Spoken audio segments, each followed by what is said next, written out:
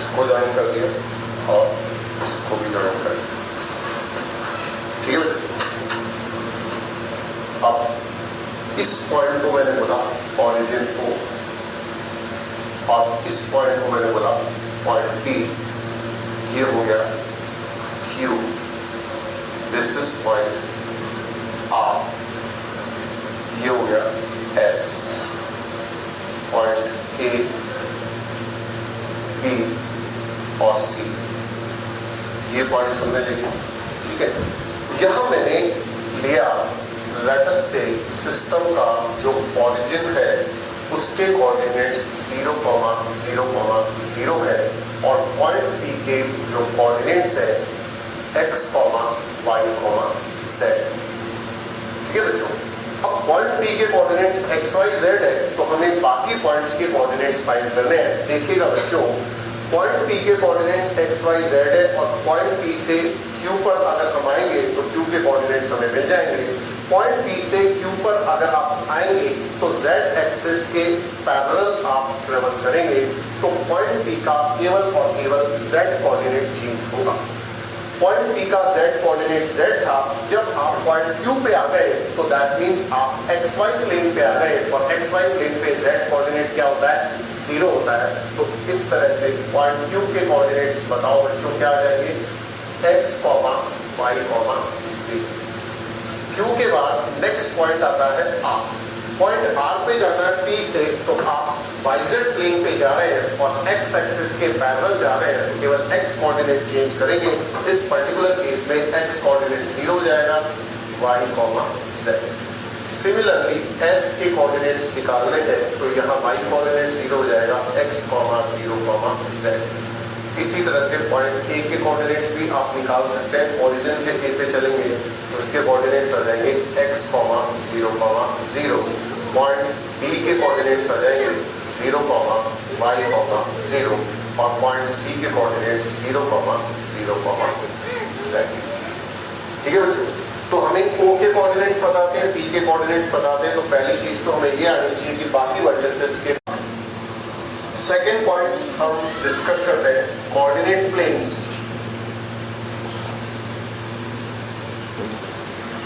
Coordinate planes देखिएगा, coordinate planes की बात करें तो 3 कोऑर्डिनेट प्लेन्स होते हैं, XY प्लेन, YZ प्लेन और ZX प्लेन। XY प्लेन एक ऐसे पॉइंट का लोकस होता है जिसका y कोऑर्डिनेट क्या होता है, 0 होता है। तो अगर मैं बात करूं equation of XY plane, equation of XY plane तो बताओ क्या आ जाएगा बच्चों, z equal to 0। Similarly equation of YZ plane क्या आ जाएगा, x equal to 0। Equation of ZX plane क्या आ जाएगा, y इक्वल टू 0। ठीक है बच्चों, तो ये हो गए कोऑर्डिनेट प्लेन्स के इक्वेशन। 3 प्लेन्स होते हैं, XY प्लेन है तो z इक्वल टू 0 होगा, YZ प्लेन है तो x इक्वल टू 0 होगा, ZX प्लेन है तो y इक्वल टू 0 होगा। तीसरी बात हम डिस्कस करें planes parallel to coordinate planes. Coordinate planes के पैरेलल प्लेन्स की इक्वेशन क्या होगी, मैंने बोला equation of plane parallel to XY plane. Equation of plane parallel to XY plane. देखना बच्चों, XY प्लेन के पैरेलल प्लेन का इक्वेशन क्या हो जाएगा, XY प्लेन का इक्वेशन होगा z इक्वल टू 0। तो इसके पैरेलल कोई भी प्लेन होगा तो उस प्लेन पे z कोऑर्डिनेट क्या होगा, कांस्टेंट होगा। तो लेट अस से हम बोलते हैं z is equal to c और c belongs to r। Similarly equation of plane parallel to YZ plane क्या हो जाएगा बच्चों, तो YZ प्लेन के parallel x equal to constant, let us से x इक्वल टू a और a belongs to real number. और इसी तरह से equation of plane parallel to ZX plane क्या हो जाएगा, y equal to constant, let us से y इक्वल टू b और b बिलोंग्स टू r। तो these are the equation of planes parallel to coordinate planes। XY plane के parallel z equal to c, YZ plane के parallel x equal to constant that is a, और zx plane के parallel plane होगा y equal to b, b is any constant. ठीक है, coordinate planes हो गए, coordinate planes के parallel planes हो गया। अब हम बात करते हैं distance of point P from coordinate planes. यहां ले लेता हूं मैं 4 point, distance of point P x, y, z from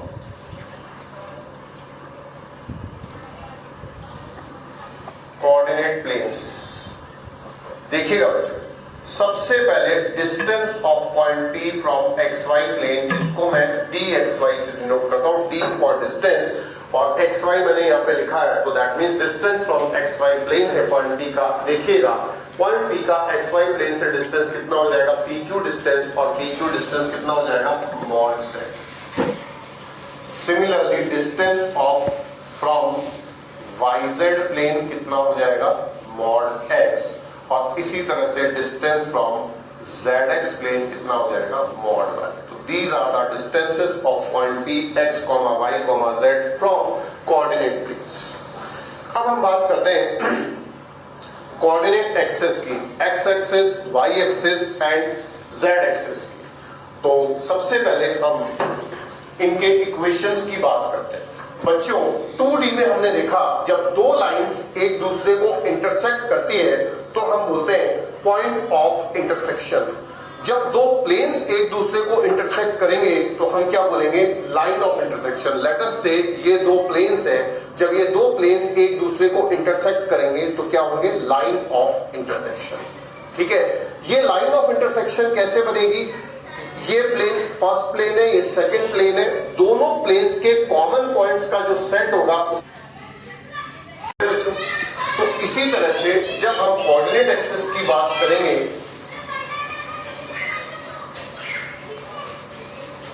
coordinate axis, तो सब एक्स एक्सिस की मैं बात करूं तो एक्स एक्सिस दो प्लेन्स के इंटरसेक्शन से बनेगा। कौन सा plane, XY plane and ZX plane. XY plane और ZX प्लेन के इंटरसेक्शन से बनेगा, तो XY प्लेन और ZX प्लेन के कॉमन पॉइंट्स का जो सेट होगा वो X एक्सिस होगा। ठीक है, तो सेट ऑफ पॉइंट से लाइन बनती है तो X एक्सिस एक स्ट्रेट लाइन बनेगी।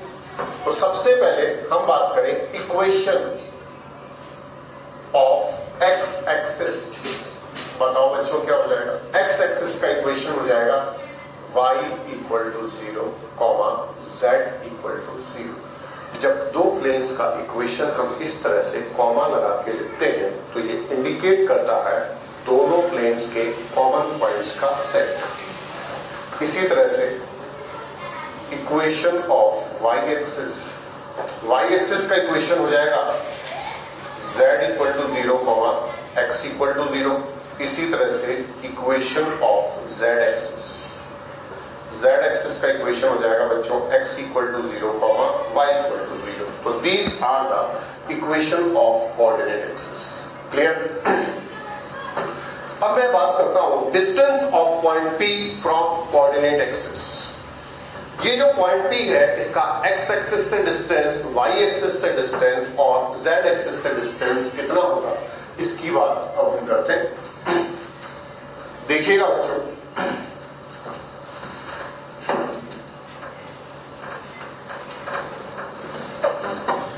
हमने सपोज कीजिए कि ये पॉइंट P है। पॉइंट P से अगर मैं x एक्सिस पे परपेंडिकुलर ड्रॉप करूंगा तो फुट ऑफ परपेंडिकुलर जो आएगा वो क्या आएगा, A आएगा, और ये इस तरह से एक ट्राइंगल बनेगा। इस ट्राइंगल में ये एंगल 90 डिग्री होगा। एक्चुअल में डायग्राम 2D में बना हुआ है, इसी को अगर मैं 3D में बनाता हूं तो इस तरह से बनेगा। नेक्स्ट पॉइंट है distances of P x, y, z from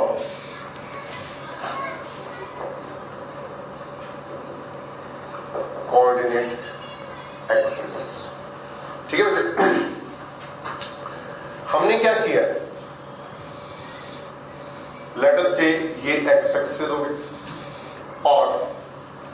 ये है पॉइंट P जिसके कोऑर्डिनेट्स x, y, z है। पॉइंट P से x एक्सिस पे परपेंडिकुलर ड्रॉप करेंगे तो फुट ऑफ परपेंडिकुलर आएगा A जिसके कोऑर्डिनेट्स x, 0, 0 है।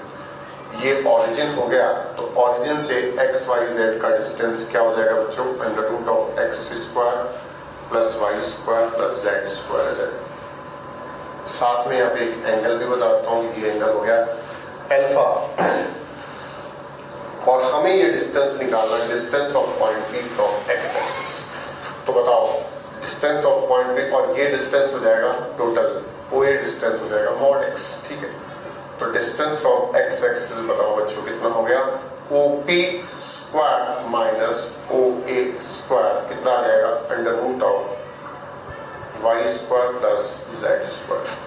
यहाँ एक और इम्पॉर्टेंट चीज देखें, cos अल्फा, तो cos अल्फा का वैल्यू क्या आ जाएगा बच्चों? x upon under root of x square plus y square plus z square, ठीक है बच्चों। इसी तरह से अगर डिस्टेंस फ्रॉम y एक्सिस बात करें तो डिस्टेंस फ्रॉम y एक्सिस हो जाएगा under root of z square plus x square, और डिस्टेंस फ्रॉम z एक्सिस हो जाएगा under root of x square plus y square. तो these are the distances of any point P from coordinate axis, ठीक है। Next point आप लेते हैं जिसमें हम डिस्कस करेंगे reflection of point P in coordinate planes.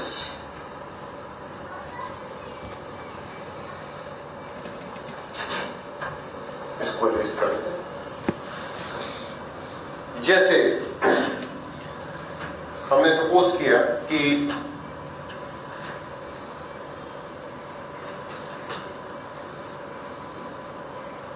ये कोऑर्डिनेट एक्सिस है और this is x axis, this is y axis, this is z axis. हमें किसी पॉइंट P का xy प्लेन में रिफ्लेक्शन चाहिए, तो लेट अस से ये मैंने बना xy प्लेन में, और किसी पॉइंट का रिफ्लेक्शन हमें चाहिए, तो ये पॉइंट है P, इसका रिफ्लेक्शन किस तरह से आएगा? ये फुट ऑफ परपेंडिकुलर हो जाएगा यहाँ पे, और लेट अस से इसका जो रिफ्लेक्शन आएगा वो आएगा Q। ये पॉइंट हो गया P और ये फुट ऑफ परपेंडिकुलर हो गया। पॉइंट P के कोऑर्डिनेट्स अगर x, y, z है, तो बच्चों फुट ऑफ परपेंडिकुलर के कोऑर्डिनेट्स क्या जाएंगे? x, y, 0। ये डिस्टेंस और ये डिस्टेंस इक्वल होगा। मिड पॉइंट फॉर्मूला से Q के कोऑर्डिनेट्स क्या जाएंगे बच्चों? x, y, -z, ठीक है। तो इसका मतलब क्या हुआ कि किसी भी पॉइंट P का रिफ्लेक्शन अगर मुझे फाइंड करना है xy प्लेन में, r stand for reflection, xy plane में फाइंड करना है, तो क्या आएगा? x, y, -z। रिफ्लेक्शन अगर मुझे फाइंड करना है yz प्लेन में, तो ये आ जाएगा -x, y, z, और रिफ्लेक्शन अगर मुझे फाइंड करना है zx प्लेन में, तो ये आ जाएगा x, y, z। These are the basic reflections। Point का रिफ्लेक्शन प्लेन में कैसे फाइंड करते हैं, इसको जब अपन प्लेन पढ़ेंगे वहां सीखेंगे, लेकिन ये बेसिक रिफ्लेक्शंस हैं, ये हमें याद रहने चाहिए। सिंपल सी बात है, पॉइंट P का xy प्लेन में रिफ्लेक्शन निकालना है तो z की जगह -z, yz प्लेन में रिफ्लेक्शन निकालना है तो x की जगह -x रखना है, zx प्लेन में रिफ्लेक्शन निकालना है तो y की जगह -y रखना है, ठीक है। कितना आप ध्यान रखें। इसके बाद हम बात करते हैं ऑक्टेंट्स की। नेक्स्ट टॉपिक है ऑक्टेंट्स।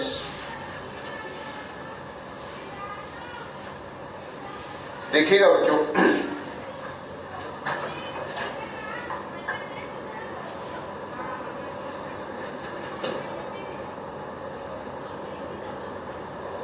ये x, ये y हो गया, ये x डैश हो गया और ये y डैश हो गया। और ये मैंने बोला कि z एक्सिस है, जिसको मैं पॉजिटिव z एक्सिस ले लेता हूं क्योंकि ये बोर्ड की प्लेन के परपेंडिकुलर है, आउटवर्ड डायरेक्शन में है, ये ऑरिजिन हो गया, ठीक है। इसी तरह से एक और मैंने बना दिया,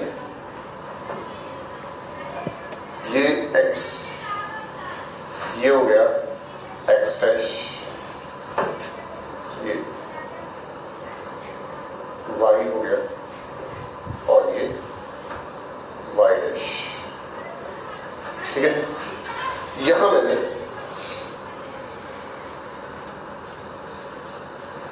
जेड डैश बना दिया और ये हो गया ऑरिजिन। तो अब इसको हम बोलेंगे फर्स्ट ऑक्टेंट, फर्स्ट ऑक्टेंट ये होगा, सेकेंड ऑक्टेंट ये होगा, थर्ड ऑक्टेंट और ये होगा फोर्थ ऑक्टेंट। ठीक है, ये हो जाएगा फिफ्थ, ये हो जाएगा सिक्स्थ, ये हो जाएगा सेवंथ और ये हो जाएगा एट्थ ऑक्टेंट। तो टोटल कितने ऑक्टेंट्स हो गए? 8 ऑक्टेंट्स हो गए। ठीक है, अब इन ऑक्टेंट्स के रेफरेंस में हम बात करें, यहां लिख लेते हैं ऑक्टेंट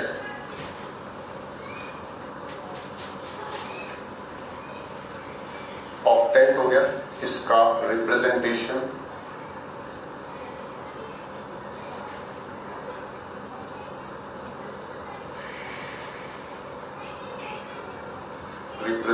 हो गया और साइन। ठीक है बच्चों,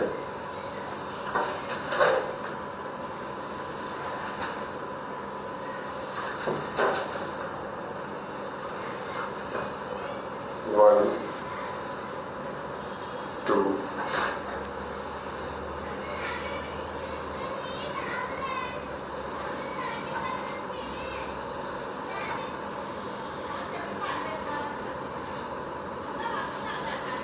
देखिएगा, ऑक्टेंट नंबर में डाल देता हूं फर्स्ट ऑक्टेंट, सेकेंड, थर्ड,